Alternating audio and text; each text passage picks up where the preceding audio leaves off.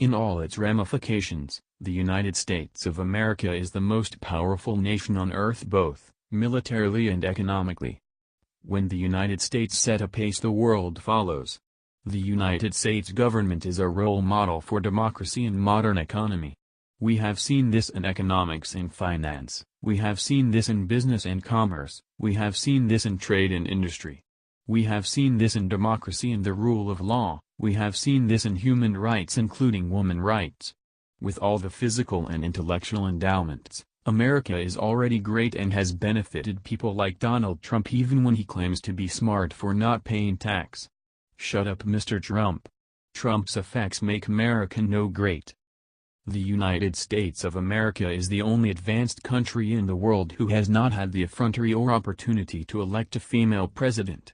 If anyone can watch my lips, I am not talking about electing someone because of feminine gender, but I am talking about someone who is so qualified for the job and excitedly happens to be a woman.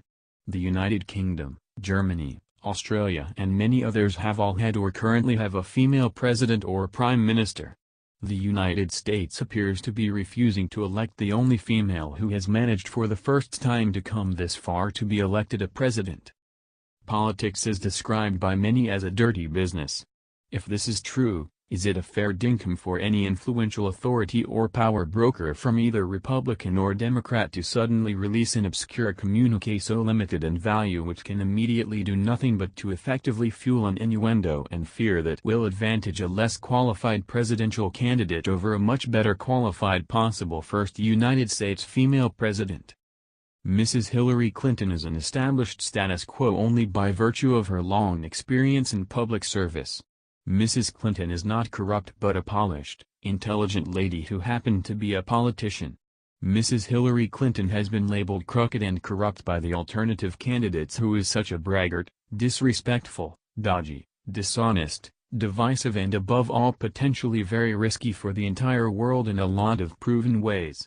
Yet he is still being allowed to run to become the president of the most powerful nation on earth. You know what? I think there should be a better system to properly vet someone before allowing the person to run for office in the United States president or any other nation around the globe. To allow someone that is so unfit and so unqualified and dangerous to run for or to become the U.S. president puts the entire world at risk. When the United States of America sneezes, the entire world catches a cold. The decisions America makes impact the entire world.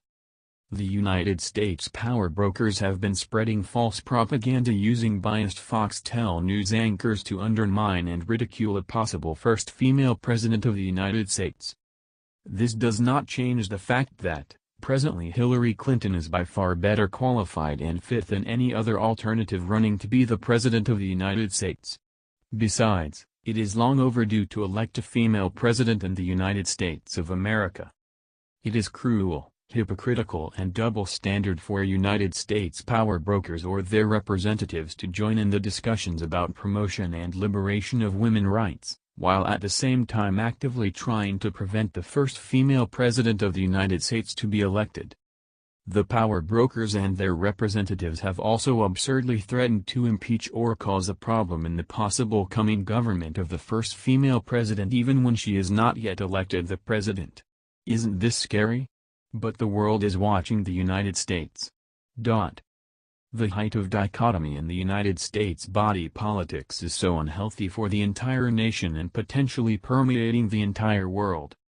If elected, Mrs. Hillary Clinton has the capacity and persona to heal the broken relationship with the alternative party for the good of the entire nation and the world.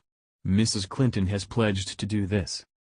On the other hand, Mrs. Hillary Clinton, who is the potential United States first female president, may lose the election and unjustifiably go to jail as was absurdly threatened by the less qualified alternative candidate, Mr. Donald Trump and his surrogates. This may be the case should Mr. Donald Trump wins the election and becomes the United States' first bully president. Once again the world is watching.